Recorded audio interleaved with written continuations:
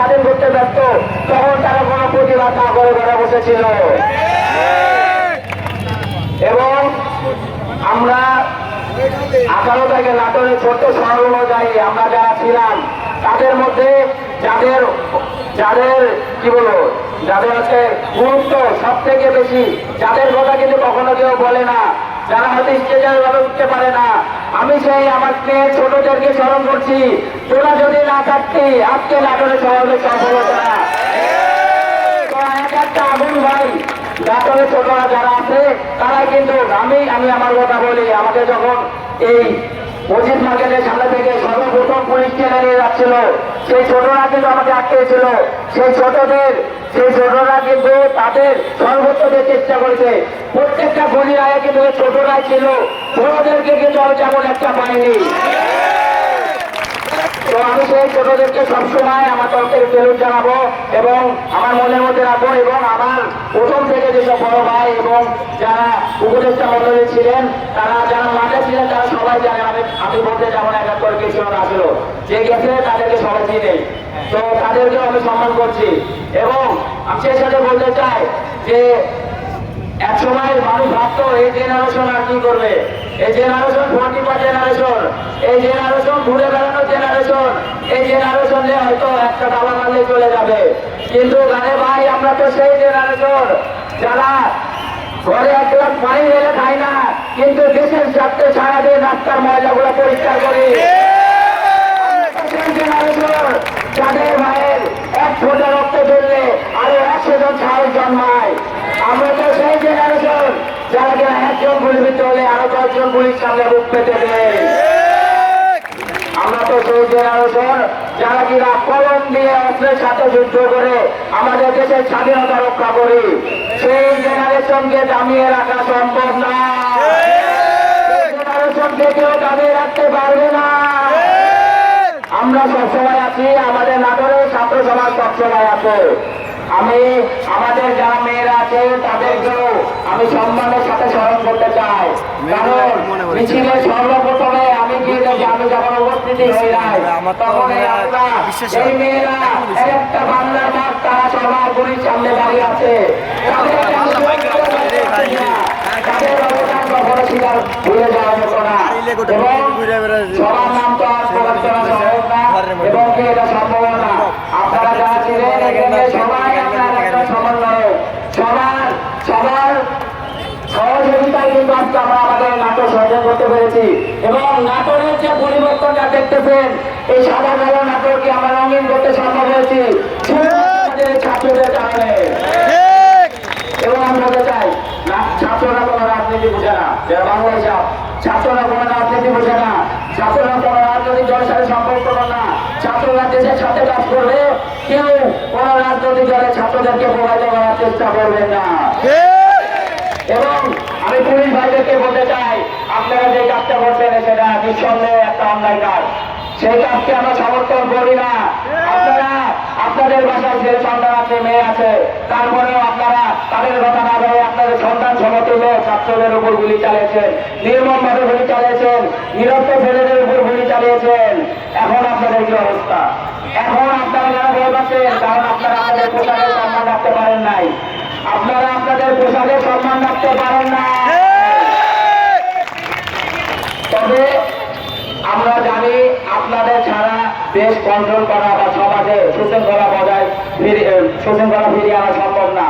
তাই আজকের এই আন্দোলনের মাধ্যমে, আজকের সমাবেশের মাধ্যমে আমি আপনাদেরকে বলতে চাই, আমরা প্রত্যেকে ক্যাম্পাসে ফিরতে চাই, আমরা প্রত্যেকে নিজ নিজ শিক্ষা প্রতিষ্ঠানে ফিরতে চাই। আমরা দেশের মেরুদণ্ড, আমরা রাস্তাঘাটে প্রত্যেকদিন পাহারা দিতে পারবো না, আমরা নিয়ম করে দিতে পারবো কিন্তু পাহারা দিতে পারবো না। সেই জন্য আইন শৃঙ্খলা বাহিনীর প্রয়োজন আছে। তাই আমি বলবো, আমরা আপনাদেরকে মাঠ করে দিয়েছি, ছাত্র সমাজ মাঠ করে দিতে জানে। আপনারা মেয়ের ভয়ে আপনারা মাঠে নেমে পড়ুন, আপনারা আপনাদের কর্মসংস্থানে ফিরে আসুন, আপনারা আপনাদের দায়িত্ব পালন করুন। আপনাদের হাতে দায়িত্ব বুঝিয়ে দিয়ে আমরা আবার আমাদের নিজ ক্যাম্পাসে ফিরতে চাই। এবং আজকের সমাবেশে আমার অনেক উপদেষ্টা মন্ডলী আছেন যারা কিনা সরাসরি বক্তৃতা হতে পারলেও তারা কিন্তু বাইরে থেকে কাজ করে গেছে, তাদের সবাইকে আমি ধন্যবাদ জানাই। তাদের মধ্যে থেকে আছে মিন ভাই, শিশির ভাই এবং যে আরো অনেক ভাইয়া ছিল, সিনিয়র সানি ভাইয়া ছিল, সিনিয়র অনেক ব্যক্তিবর্গ ছিল এবং আমাদের মধ্যে যারা মানে কি বলুন নিঃস্বার্থভাবে কাজ করে গেছে তাদের কথা না বললেন না। আমার বন্ধু সারা তাকে যখন জেলে ধরে নিয়ে যায়, সে খুব মেধাবী ছাত্র, আমি জানি, আমরা একসাথে পড়াশোনা করেছি, সে খুব মেধাবী ছাত্র। এবং রাহি ভাইকে যখন গুলি করা হইল তখন মনে হইল পুরো নাটোর যেন রক্তে রঞ্জিত হয়ে গেছে। বুঝে ছড়িয়েছিল। আমার আম্মু আমাকে ভোট দিয়ে বলে যে রাহি নামের ছেলেটা নাকি মারা গেছে। আমি তখন মাঠে পড়ে পুলিশ সামনে দাঁড়িয়ে আছি, আমাকে বাঁচাতে গিয়ে আমার আরো 2-3 ছোট ভাই আমার সবাই গুলিবিদ্ধ হই, আমার গুলি ছোড়া হয়।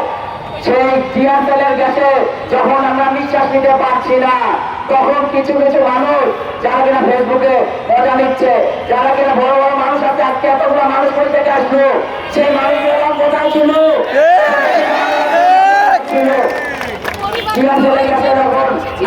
মানুষের দম বন্ধ আছে, তখন তারা কোথায় ছিল? আমার লজ্জা লাগে।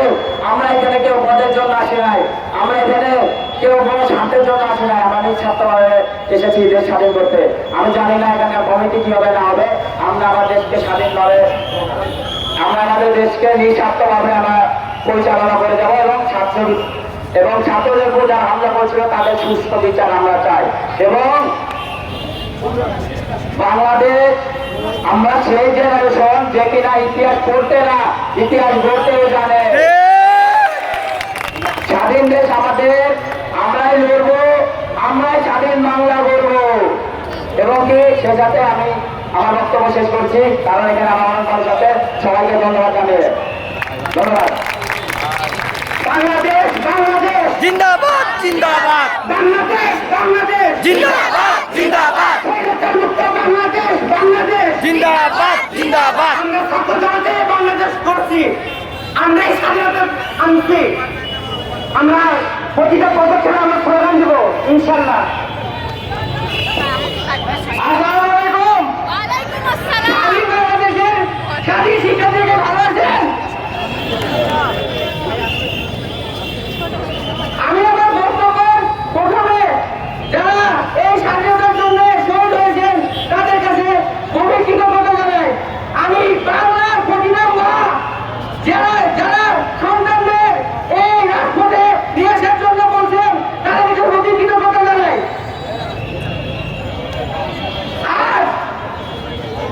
আর এখানে আমরা যতজন আছি তাদের মধ্যে আমি ভালোবাসা কৃতজ্ঞতা জানাই। আপনারা না থাকলে এই নাটকের মুখে আমাদের কোনো আন্দোলন করা সম্ভব হতো না। আমরা এখানে যারা আছি তাদেরকে অনুরোধ করবো, আমরা এখানে কেউ সমন্বয়ক না, আমরা এখানে সবাই সাধারণ শিক্ষার্থী। এই দেশ এখন সাধারণ শিক্ষার্থী যারা আমরা আছি তারা সবাই কিভাবে একসাথে একত্রিত হয়ে কাজ করতে পারি সেই হিসাবে আমরা সবাই আগামী দিনে একসাথে থাকবো। আমি আমাদের এই নাটোরের আন্দোলনে যে যার সব থেকে বড় ভূমিকা ছিল দুইটা মানুষের, সেই দুইটা মানুষ একটা হচ্ছে আমাদের মাহমুদ স্যার যে আপনার কাছে ছিল টিচার, আর একটা হচ্ছে আমাদের সানি ভাই যে আমাদের মাঝে সবসময় ছিল এবং এখনো আছে। তার কৃতজ্ঞতা অনেক।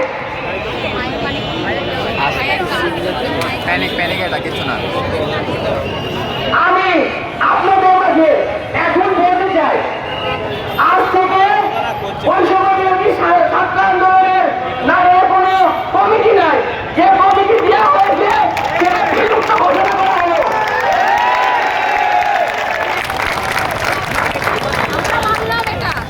আপনারা এখন থেকে আমার মতন সবাই সাধারণ শিক্ষার্থী, অন্য কোনো পরিচয় নাই।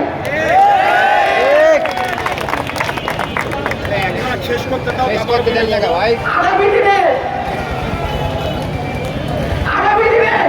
আমরা কিভাবে কাজ করবো সেই হিসাবে সবাই আমাদের সাথে কন্ট্যাক্ট রাখবেন, যোগাযোগ রাখবেন এবং আগামী দিনে আমরা কিভাবে নাগরিকদের সাজাতে পারি এই হিসাবে আমরা কাজ করবো। এবার আমার বক্তব্য শেষ করতেছি। বক্তব্য রাখবেন। আচ্ছা, আমি বক্তব্য শুরুতে সবাইকে ধন্যবাদ জানাতে চাই। আমি জনি টিকে এতটুকু পরিচয়, কোনো পরিচয় নাই। আজকে থেকে, এখন থেকে নাটোরে কোনো কমিটি নাই, কেউ কোনো সমন্বয়ক না, আমরা সবাই সমন্বয়ক। এখানে এই নাটোরের ছাত্র সমাজ তথা সারা বাংলার ছাত্র সমাজ, তাদের যে অবদান, সেই অবদান কারো থেকে কারো অবদান কোনো কম নয়। কাজেই কেউ কোনো সমন্বয়ক নয়, এটা নিয়ে আর কোনো যেন কখনো ঝামেলা না হয়। আমরা কি এখানে সমন্বয় পেতে এসেছিলাম? আমাদের উদ্দেশ্য একটাই ছিল, স্বাধীনতা অর্জন। সেই উদ্দেশ্য আমরা পূরণ করেছি। এখন এই স্বাধীনতা রক্ষার জন্য আমাদেরকে ইউনাইটেড থাকতে হবে। যদি দ্বিধাবিভক্ত হয়, এই গ্রুপ ওই গ্রুপ হ্যান ত্যান, যদি আমরা দ্বিধাবিভক্ত হই, তাহলে কিন্তু আমরা পূর্বের অবস্থানে আবার ফিরে যাব। তো হ্যাঁ, আমাদের সাধারণ শিক্ষার্থীদের মাঝে কোনো দল নাই, কোনো মত নাই। আমাদের একটাই পরিচয়, আমরা ছাত্র সমাজ। আমাদের একটাই কাজ, যে কোনো প্রকার বৈষম্য, অত্যাচার, নির্যাতন, নিষ্পেষণের বিরুদ্ধে আমরা সব সময় রুখে দাঁড়াবো। ঠিক আছে? আর সবাইকে বলতে চাই যে সবাই শান্ত থাকবে। আমাদের কিন্তু হিন্দু সংখ্যালঘু, তারা কিন্তু একটু আতঙ্কে আছে। কোন একটা কুচক্রী মহল তাদেরকে নির্যাতনের নামে পরিস্থিতি ঘোলাটে করার চেষ্টা করছে। তাদের আপনারা সবাই এদিকে একটু সতর্ক দৃষ্টি রাখবেন। আর নাটোরে যারা আহত হয়েছেন, যারা উপদেষ্টা আছেন এবং যারা সহযোদ্ধা আছেন, সবাইকে আন্তরিক ধন্যবাদ। তাদের অবদান কখনোই অস্বীকার করার মতো না। সর্বোপরি সাধারণ শিক্ষার্থী যারা আছেন, এই যে আপনারা এখন যেমন ঝাঁপাই করতেছেন, ঠিক তেমনভাবে সামনের যে কোনো দুর্যোগে বাংলাদেশে ঝাঁপিয়ে পড়তে হবে।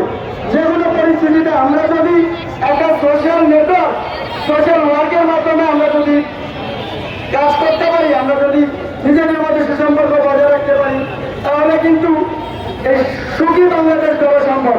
আরেকটা বিষয়, যে আমাদের শিক্ষক সমাজ, পুলিশ সমাজের ভূমিকা আমরা দেখেছি, তো তাদেরকে আমরা সাধারণ ক্ষমা ঘোষণা করব। আমরা আমাদের ক্যাম্পাসে দিতে চাই, আমরা আমাদের পড়ালেখা দিতে চাই। সর্বোপরি সবার সুস্বাস্থ্য দীর্ঘ কামনা করে সবার কাছ থেকে বিদায় নিচ্ছি। সবাই ভালো থাকবেন। ঈদ মোবারক। ঈদ মোবারক।